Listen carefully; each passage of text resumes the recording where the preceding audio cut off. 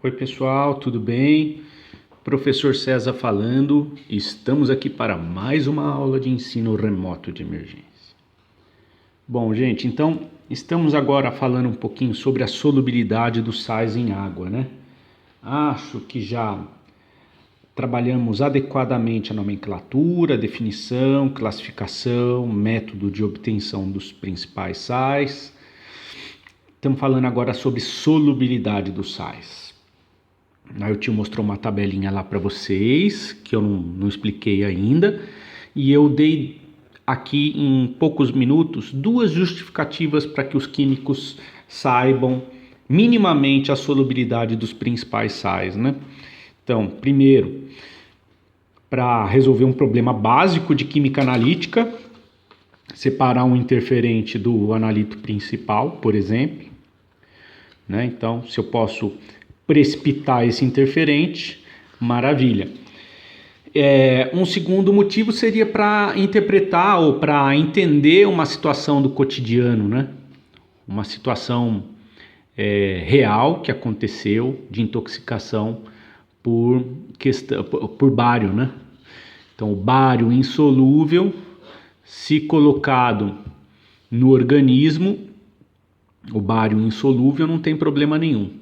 O bário também insolúvel, se colocado no organismo de modo que ele se torne solúvel, causou o problema de intoxicação e de morte por bário. Certo? Muito bem, então vamos voltar lá para a tabelinha para que você consiga entender como é que a gente faz para... eu acho que não está muito bom aqui, vamos chegar mais perto para você...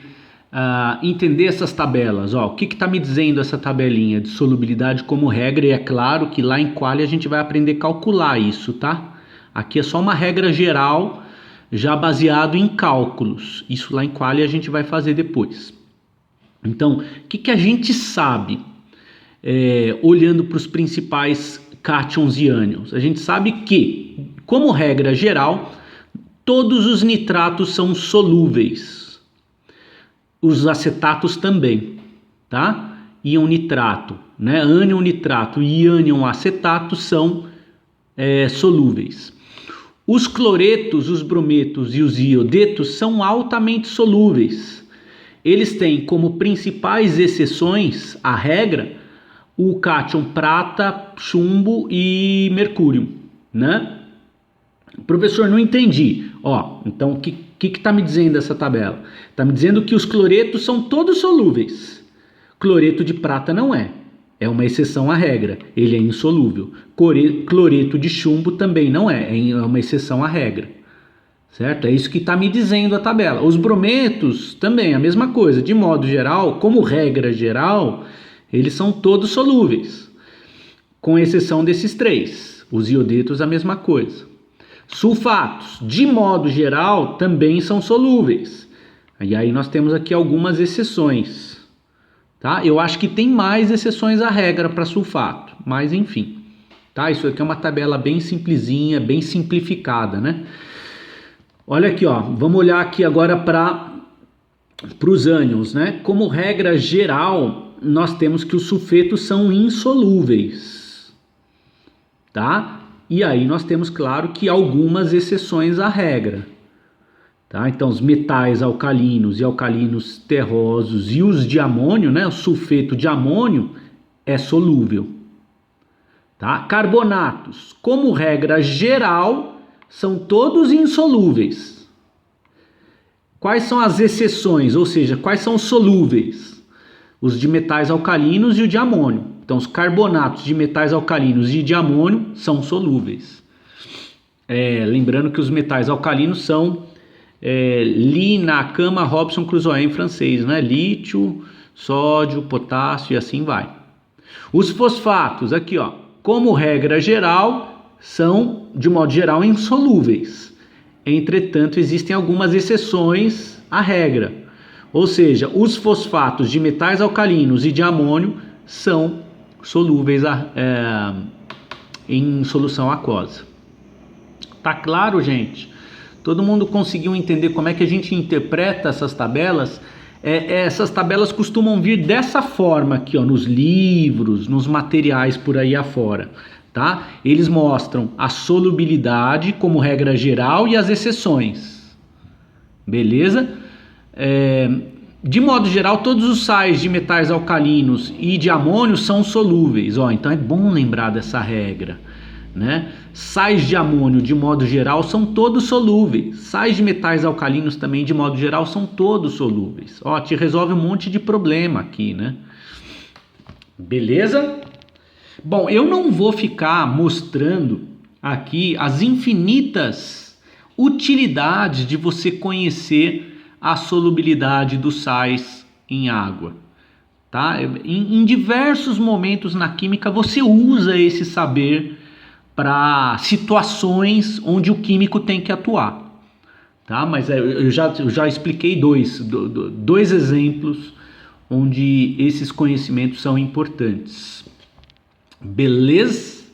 Então é bom assim, quando eu falo assim, ó, isso aqui precisa decorar, corre atrás e decora.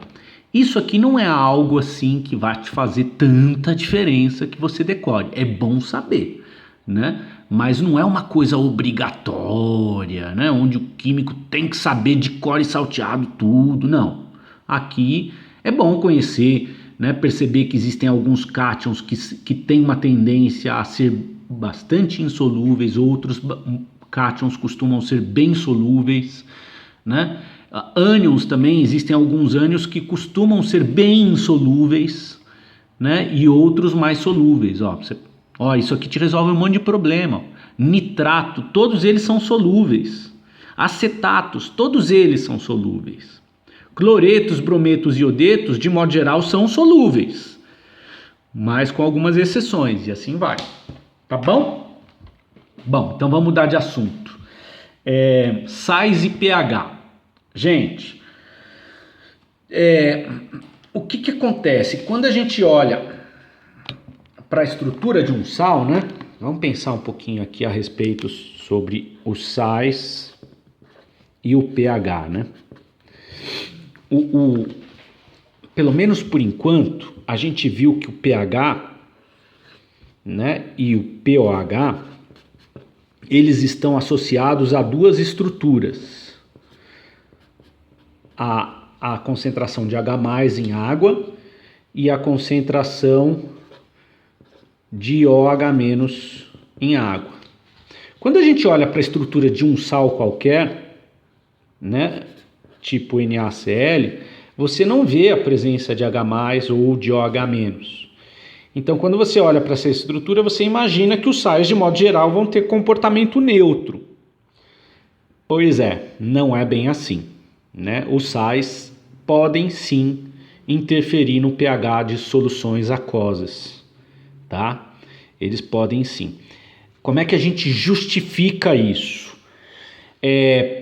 A gente pode pensar na estrutura de um sal utilizando um outro olhar, ao invés da teoria de Arrhenius, ou melhor, da definição de Arrhenius para sal.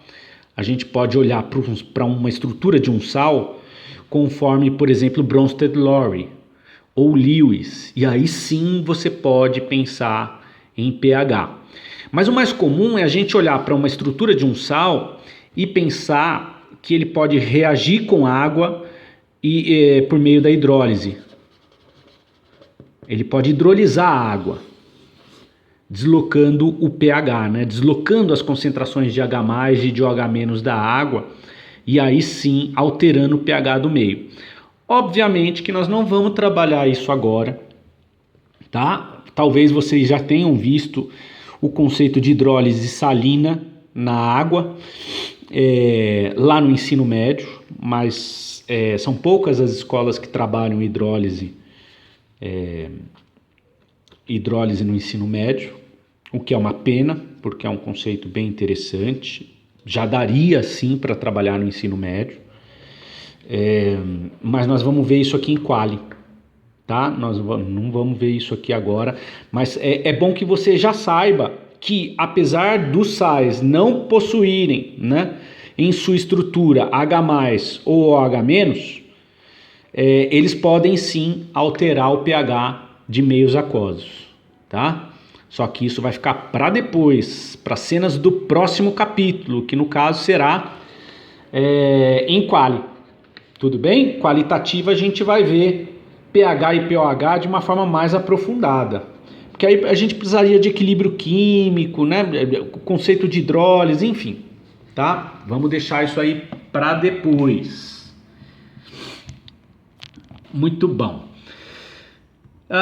Por último, vamos pensar um pouquinho, gente, para a gente finalizar a questão dos sais aqui, vamos pensar um pouquinho sobre o cotidiano, né? A importância dos sais no nosso cotidiano. Para isso, o tio entrou na internet e pegou uma série de figurinhas lá de sais aplicados aí ao nosso dia a dia, né? Então, você pegar, por exemplo, o fluoreto de sódio, né? Serve como fonte de fluoreto para a formação do esmalte dental, né? Então, ele é muito utilizado na formulação de pasta de dente, enxaguatórios bucais, enfim. O NaCl, o cloreto de sódio, é talvez aí o sal mais abundante e importante que a gente tem hoje em dia, né? Ele é muito utilizado para conservação. No que mais que ele é utilizado? Bom, no corpo ele é utilizado para várias coisas, né? Ele também pode ser utilizado na produção da soda cáustica, tá? Os iodetos, né? Ou sais ricos em iodo podem ser adicionados no sal de cozinha como fonte de iodo para tireoide, tá?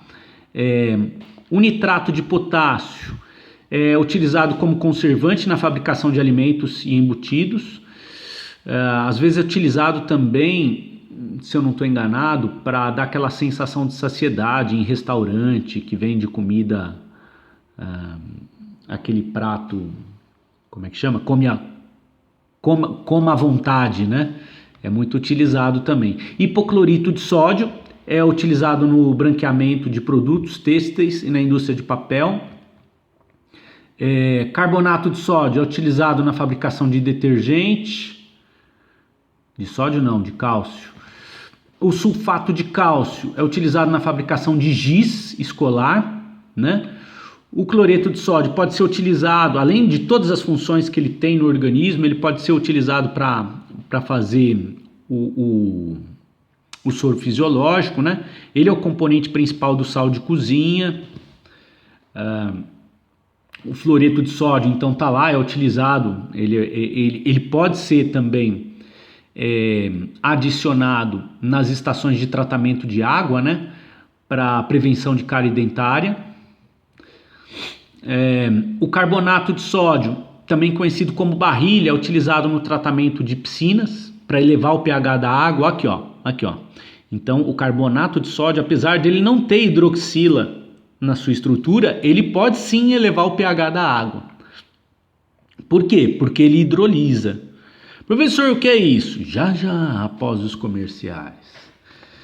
Tá? Você pode hidrolisa, isso pensando com o olhar de Arrhenius. Se a gente for pensar com o olhar de Bronsted Lowry, a gente pode pensar de outra forma, mas deixa para lá. Num outro momento a gente conversa sobre isso. O carbonato de cálcio é encontrado lá no calcário, no mármore. Pode ser utilizado para elevação de pH de solos, porque ele tem um comportamento alcalino. Sulfato de cálcio é utilizado para o giz, para o gesso, né? Fosfato de cálcio pode ser utilizado como fertilizante. O que mais? Sulfato de alumínio é muito utilizado nas estações de tratamento de água para floculação de partículas em suspensão, tá? O hipoclorito de sódio é muito utilizado na cândida, né, na água sanitária. Tem lá, é claro que é feito a uma proporção pequena. O carbonato de lítio é muito utilizado como componente de antidepressivos. E os sais ricos em iodeto, né, já falei isso, eles são utilizados para evitar o tal do bócio, né? Aqui, ó, é uma imagem até que chocante. Beleza, gente? Então, a gente pode ficar aqui um ano falando sobre a importância dos sais no cotidiano. Mas vamos deixar isso para depois, certo? Bom, então eu vou parando o nosso vídeo por aqui. Eu acho que a gente já trabalhou adequadamente. Vamos ver aqui, ó. Ai, caramba. O próximo item que a gente vai trabalhar, que a gente vai falar, é sobre os óxidos. Ok? Então eu vou parando o vídeo por aqui. No próximo a gente começa daqui, ok? Beijo, beijo e até a próxima atividade.